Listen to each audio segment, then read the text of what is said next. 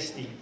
That is where I learned how to be indigenous and advanced and developed and educated. Indigenous skills and production, you may notice my blurred presentation. You may notice how the modern shift font of computers blur the manuscript, the beautifully preserved manuscript of famous thinker and intellectual Aksakolov. These are the manuscripts from Yungan, and you see the shrift, the Times New Roman font over them. I designed it deliberately.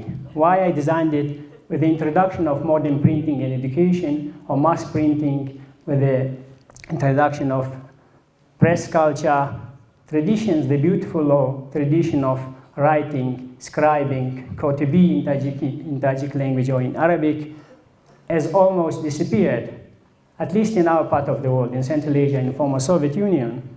But that does not mean that they did not survive.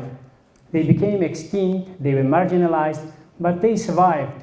They survived, they were maintained and transmitted, which is by practitioners, by researchers. So let's start with a little bit with the notion of what does indigenous culture and society mean, indigenous tradition mean, indigenous heritages mean. What does that mean? Indigenous heritage or skills of production also, they mean Aboriginality, referring to the people, to the indigenous people who have maintained the culture which survived in marginalized with the advance of modernity, globalization, and technology and education. Not with the advance of TEDx, but the three components of TEDx were already there when they kind of cornered indigenous skills and production. Indigenous skills and productions or technology or knowledge is a philosophy of life. It is a ways of living. It is a belief, it's a practice, it is a tradition, which has been maintained and transmitted for centuries since the time human beings invented devices and tools and started using local resources.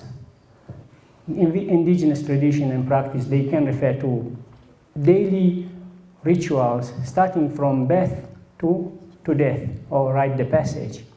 They involve the activities, they connect human beings with nature, with society, with economy, with ecology, with seasons, with living natural world and with the ecosystem. They also the tradition and practices and tools of production which refer to how knowledge is produced locally by affording local resources. They refer to tradition of harvesting, carpentry, weaving, blacksmith. All of these traditions are known to you. Tradition of scribing, which is the one which near to me, at least I am a little bit of learning this tradition. Tradition of dancing, rituals of singing, oral tradition, irrigation skills, which are very much in use in Gorno-Badakhshan in Tajikistan, across Central Asia, at least in the communities which are marginalized geographically. I'm not talking about other forms of marginalization. Why people rely on indigenous skills and productions is that they have to maintain their daily life. Usually it is developed in isolation from the modern world, from the advanced cities, from the technologically advanced areas. You can see this is an example of palace or carpet. I mean, most of you are familiar with this, but how many of you are using it? My previous predecessor or previous speaker was mentioning about ecologically friendly, less expensive using. Not many of us are using it, but it is preserved somewhere. And guess who is preserving it? This is preserved in a museum in St. Petersburg, probably in British Museum, probably in Tashkent, in Dushanbe, in our small museum in Khorog. So indigenous skills, knowledge, they are not only preserved by marginalized communities, but by marginalized scholars too. Scholars like me, a poor scholar like me would learn, study them, but it is time to speak about what we are studying and to connect them to what people locally use. Indigenous skills and production are very much related, interrelated to our movement, our movement within the ecosystem. We rely on calendars when we make weddings. We rely on what? We rely on irrigation system when on the season, on the changes. In each of the Pamiri house, we have a roof through which light comes. But that light is just not the ordinary light of the sun. It is also a calendar. It reaches every beams, every pillars, and we count how the season reaches us. By the time it awakes us. Nowadays, mobile awakes us. Before it was budilnik, clock that awaked us. But in the past, it was the sun that told you that just awake, the spring is coming. We are also referring to oral histories, to lullabies, to Lalaik, Dargiliki, and Allah. Nowadays, it is Masha and Medved, which brings our children. I'm referring, I guess all the Hmong would respect me when I say that Masha and Medved is replacing many of them, because children are used or forced beside their bedside, it is mobile phone, which does not have Lalaik anymore. So they become extinct, but they are preserved, but they are also very healthy. Try one day to sing or tell a story, at least recite a afsona or cirque for your child, and see how much education it will get. Try to animate it before it will be animated by cartoons. Many of you visited the Museum of Famous Scholars, by local scholars or regional scholars, intellectuals, Mubarak Academia Khaniya. When you go to Yamk, the beautiful stone calendar is preserved there. Through this stone, the men measured the arrival of equinox, Nowruz. And people still rely on it. They do not rely on radio, they do not rely on the Nowruz, which is widely celebrated, and they do not rely on the calendars, which is now national calendar or regional calendar. The people of Yamk, of course, distinct group of them, those who are involved in agriculture and farming, they rely on it. So these traditions, they survived, they are means of survival. What I mean by survived, in our part of the world, what happened now, the calendar is with me. As I said, distinct groups, communities, individual masters, ustads around the world in various ways, via various means, they have preserved traditional knowledge, skills, and practice. Indigenous knowledge is produced and relied by using local woods, local stone, local soils, local beams, etc. And they are produced in a specific manner, which is adab, through the network of shogird and ustad. What I'm telling, that indigenous knowledge is preserved by people who know what they are doing. It is a local know-how. These are gatekeepers, these are authorities, these are tribal leaders, these are elders, these are ustad, shogird, khalifas, gurus, madakhans, muhalims, or khans. You can see the copy of Risalah or Angari found in Rushan at the 10th of 20th century. What does this Risala tells us? Or Angari is blacksmith. What does it tell us? It is not the story of how many Hangar or blacksmith came to Badakhshan, but it is the story of how you enter into school to learn this tradition through the manner of adab. So you come to Khorog State University, University of Central Asia, you learn codes, policies, dress codes. In traditional settings, you also learn an adab. You have to be dedicated to be a blacksmith. Yeah? So it is an hard job. It involves learning, it involves respect, it involves you to be an authority. But more than that, it involves what? To learn the details, the bits and bits of how to become a blacksmith. How do you learn it? You learn it through this Risala, but also through your manners, through your dedication, through your punctuation, through your discipline, respect the authority of the teacher. As I said, these are the people who preserve it. One of the traditions that the previous speaker was mentioning is building an house, which is, of course, it is costly. It is an occasion. Building an house is one of the events that gives you a status. Oh, I bought a flat in Dushanbe, But what about I built a house in Bartango, in Shohdarayo, and in Wakhan? Like our colleagues built a house in Poland.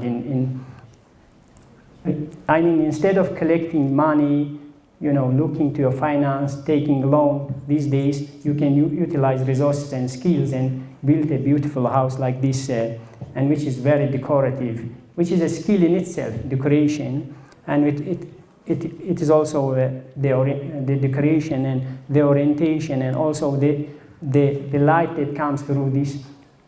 The Pamiria house also has a rich philosophy, which all of you know. So indigenous knowledge is not just skills and production. It is, as I said, it is a philosophy which transmits from one civilization to another. It has a Zoroastrian philosophy, it has an Islamic philosophy, and now it will have a mixture of modern technological ideas, globalization and modernity, and other innovation that come to Central Asia. Indigenous knowledge and skills are also reliable. They become distinct. An example of Eskimos, they use specific tools in northern polar. They also use the tools which they use, the harpoon, which is still used, despite the fact that they use boats which are technologically advanced. But as I say, some of the ornaments, some of these skills and knowledge are now preserved in modern cities, far from the communities. Why they have not survived in the communities, but they found their way to modern cities, to St. Petersburg, to London, to Smithsonian Folk Museum in New York, to Tashkent, to Tehran, to Karachi, you name all the mega cities. That's because men thought that with the advance of science or technology, 21st century was known as the age of technology, and we all thought that indigenous knowledge is superstitious. We all thought it is less advanced. We all thought that it is not usable and affordable. It is not marketable. That's why, but we have still preserved them, and an ethnographer or historian like me is biased, almost obsessed to use these and to travel to a different museum to find what is there. Indigenous knowledge and skills are produced by the masters. This is another example of beautifully produced manuscript of Mubarak Wakhani. I'm bringing the finest example, but across Badakhshan there are houses, there are corners, there are skilled people who very much rely not on the remittances, not on the migration skills, not on the skills which are taught by universities, or core skills or literate skills, but by the people who learn in informal maktab. Let's talk about advantages and disadvantages of indigenous knowledge and tradition. Traditional weaving of jacket, the socks, of course it involves more labor, it is less marketable, it does not increase in quantity, it does not have customers.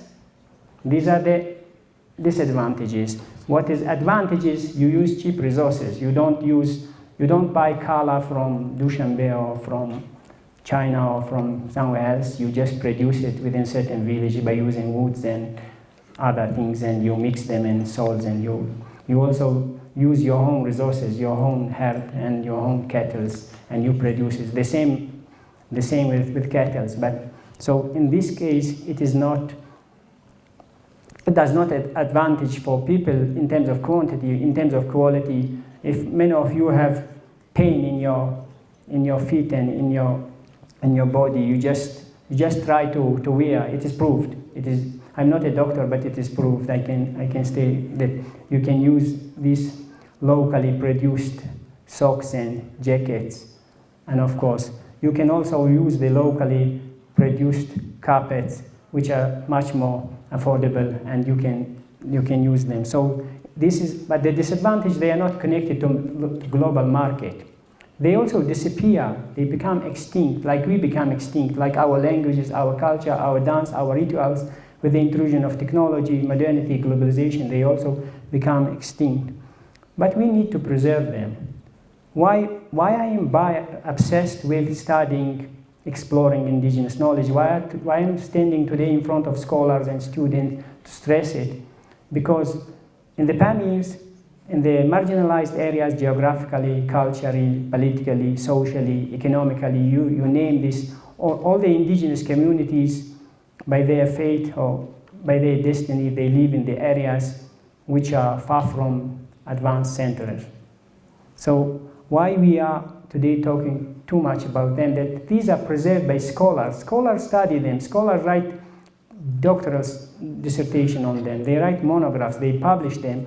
But are they connected? Example of Pamiri languages, examples of, I brought you exponats, ornaments from the museum. These have been studied. They have been analyzed, but they are not in use anymore in some parts of Gorno-Badakhshan or some other parts of Tajikistan, because we have a connection or disconnection or disruption between what modernity and what tradition is, what continuity means, what change means. With this, I want to leave you with reflection. Do we need to study them? Do we need to preserve them? How we should study, how we should preserve them? The previous speaker already mentioned what we do to them, but we should also think about their advantages and disadvantages. Thank you very much.